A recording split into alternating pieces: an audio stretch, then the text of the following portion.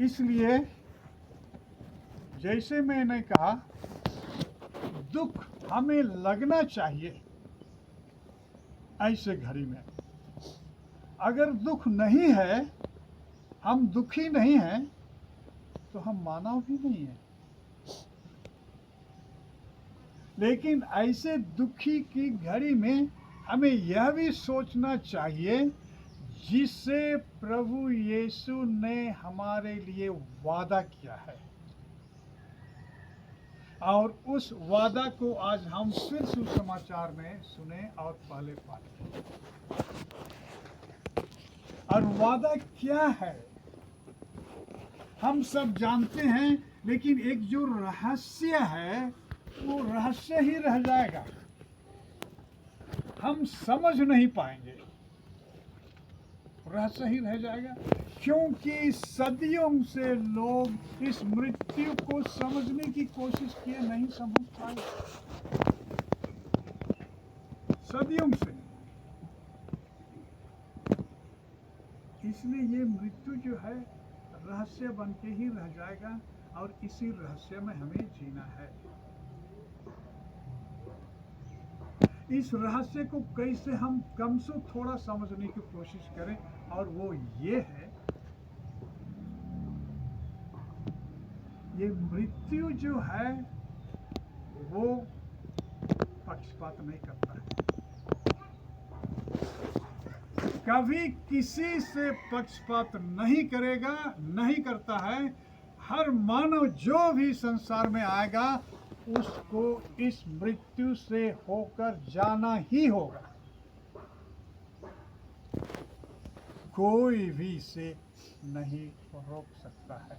और इसीलिए सांत्वना देने के लिए, हमें समझाने के लिए खुद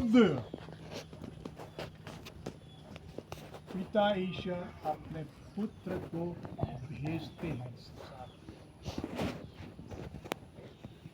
और पुत्र ईश्वर यीशु ख्रीस्त संसार में आकर के हम मानव के हर चीज में शामिल होते हैं,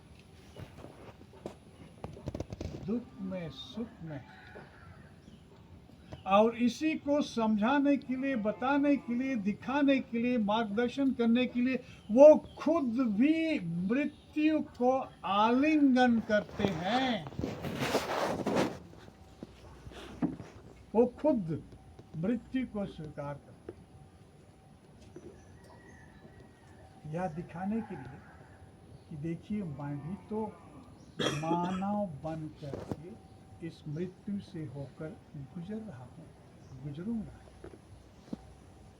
लेकिन उन्होंने यह भी दिखाया कि वो तीसरे दिन मृतकों में से जी उठते हैं, और यही बतलाते हैं, और जो मुझ में विश्वास करता है, मुझ में विश्वास करते हुए मरेगा, वह मेरे साथ पुनर्जीवित होगा।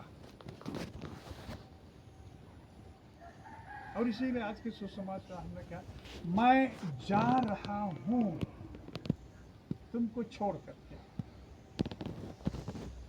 लेकिन शिष्यों से कहते हैं, तुम लोग मेरे साथ नहीं आ सकते।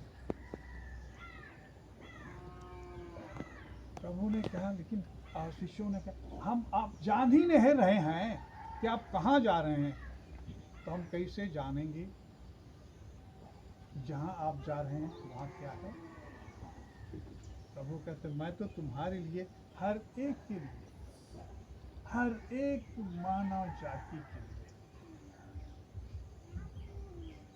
स्थान का प्रबंध करने जा रहा हूँ, स्थान का प्रबंध करने जा रहा हूँ। और जब समय आ जाएगा तो मैं तुम्हें लेके चला जाऊंगा। और ऐसे ही नहीं, मृत्यु के द्वारा, मृत्यु ही उस स्वर्ग राज में प्रवेश का द्वार है। उस मृत्यु का द्वार से ही तुम्हें पार होना होगा, ताकि जहाँ मैं हूँ वहाँ तुम भी हो। और यही हमारे विश्वास का एक कड़ी है। इसी में हमें विश्वास करते हुए जीना है, क्योंकि जाना तो है, कोई रोक नहीं पाएगा। न रुपया कौड़ी, दोस्त यार, माता पिता, भाई बहन, कोई रोक नहीं पाएगा। जाना ही है, लेकिन कब जाना है कोई नहीं जानता। इसी मैंने कहा एक रहस्य है और रहस्य बने ही रह जाएगा।